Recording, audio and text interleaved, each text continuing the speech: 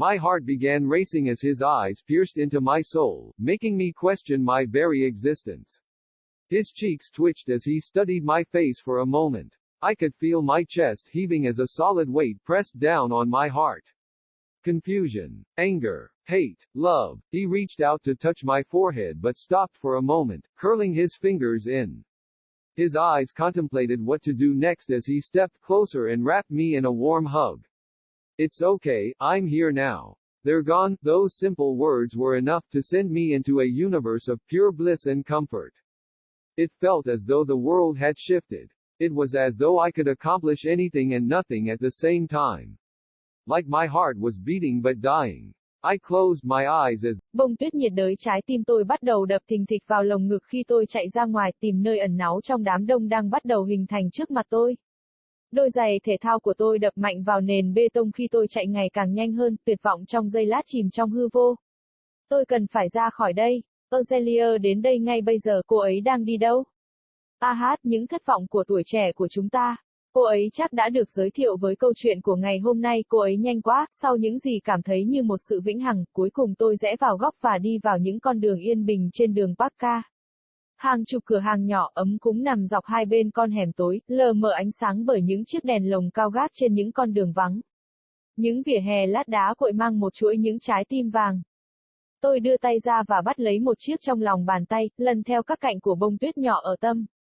Hôm nay là ngày 22 tháng 8, ngày kỷ niệm tình yêu của Romero và Lillian. Đó là một truyền thống bắt đầu để tưởng nhớ Romero, một người lính Anh ở Snowflake từ năm 1875.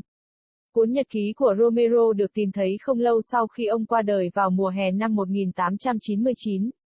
Cuốn nhật ký của ông tiết lộ tình yêu của ông với Lillian, con gái của thủ tướng. Vào thời điểm đó, Romero mô tả cô ấy như một bông tuyết nhiệt đới quay cuồng trong không khí mà không có ý định dừng lại. Những câu nói lãng mạn của anh đã chạm đến trái tim hàng nghìn người.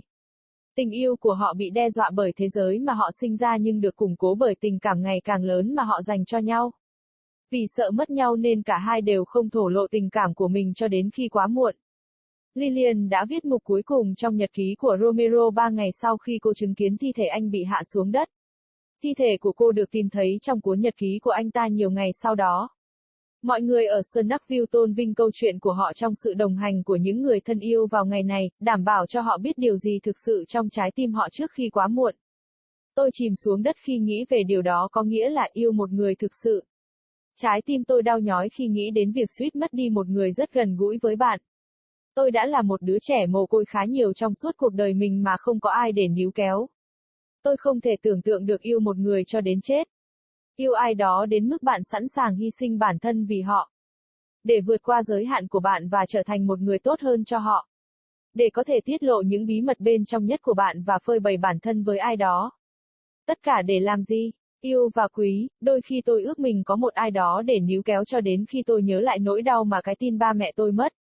Nó thật kinh khủng và cho đến nay là điều khó khăn nhất mà tôi từng phải chịu đựng. Cảm giác như xương tôi bốc cháy và trái tim tôi như bị ép chặt vào một cái hộp chật cứng, cố gắng đến mức chỉ thở được. Tôi tựa lưng vào cột đèn, nhắm mắt cho phép mình chìm vào bóng tối an nhàn,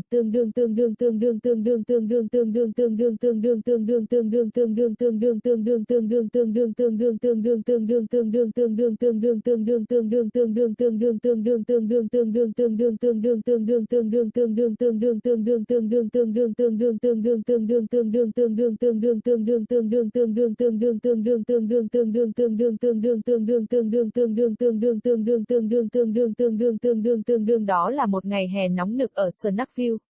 Mặt trời khuất sau một chùm hoa azalea hồng rực rỡ, mùi bánh mì tươi bay xung quanh khi lũ trẻ chạy xung quanh vui mừng. Hơi ấm của bầu không khí trong lành ôm lấy tôi khi những gai nhọn của sự tuyệt vọng bắt đầu chìm dần. Tôi mỉm cười khi một chú mèo con nhỏ chạy nhanh qua tôi. Chậm rãi, tôi đứng dậy và nhìn theo con lông tơ nhỏ khi những chiếc chuông buộc quanh cổ nó cất lên thành tiếng, lấp đầy bầu không khí yên bình. Mùa hè này là tất cả về sự thay đổi. Tôi đã có kế hoạch thay đổi hoàn toàn cuộc sống của mình. Ai quan tâm đến những gì người khác phải nói. Nếu tôi thực sự coi trọng một thứ gì đó, thì nhiệm vụ của tôi là bảo vệ nó cho dù hậu quả có thể là gì. Đột nhiên, tôi khựng lại khi một luồng hơi lạnh bất ngờ ập đến hôn vào má tôi. Ôm mình, tôi nhìn xung quanh để xem có ai khác nhận ra sự thay đổi đột ngột của bầu không khí không. Không thấy ai trong tầm mắt, tôi quay lại để đối mặt với một đôi mắt xanh băng giá. Tôi nhìn chằm chằm vào chúng, tưởng tượng cảm giác sẽ thế nào khi chỉ cần chìm đắm trong đó, chỉ tập trung vào hai hồ nước màu xanh lam tươi sáng đó và không có gì khác. Tôi đã quên đi mọi thứ khi anh ấy tiến lại gần tôi một bước. Tôi cầu xin bản thân chạy, trốn, hoặc làm gì đó. Nhưng tất cả những gì tôi có thể làm là nhìn chằm chằm khi anh ấy từ từ bước lại gần. Chân tôi dán chặt vào những tảng đá cuội ở đường Parka. Tôi cố kìm nước mắt khi hít hà mùi hương thơm ngon của anh ấy. Mỗi bước chân tôi đều tan nát cõi lòng, từng hơi thở xé toạc tôi, và mọi ánh mắt chân thành đều cháy bỏng trong tôi. Trái tim tôi bắt đầu loạn nhịp khi đôi mắt anh ấy xuyên qua tâm hồn tôi, khiến tôi đặt câu hỏi về sự tồn tại của chính mình. Má anh ấy co giật khi anh ấy nhìn vào khuôn mặt tôi trong giây lát. Tôi có thể cảm thấy lồng ngực mình phập phồng khi có một trọng lượng rắn đè lên trái tim mình. Sự hoang mang, sự tức giận, ghét bỏ, yêu và quý, anh đưa tay chạm vào trán tôi nhưng dừng lại một lúc, cuộn những ngón tay vào trong. Đôi mắt anh suy nghĩ xem nên làm gì tiếp theo khi bước lại gần và ôm tôi vào lòng. Không sao đâu, tôi ở đây bây giờ. Họ đi rồi, những lời đơn giản đó đủ để đưa tôi vào một vũ trụ của hạnh phúc và thoải mái thuần khiết. Cảm giác như thể thế giới đã thay đổi. Nó như thể tôi có thể hoàn thành bất cứ điều gì và không có gì cùng một lúc. Giống như trái tim tôi đang đập nhưng đang chết dần chết mòn.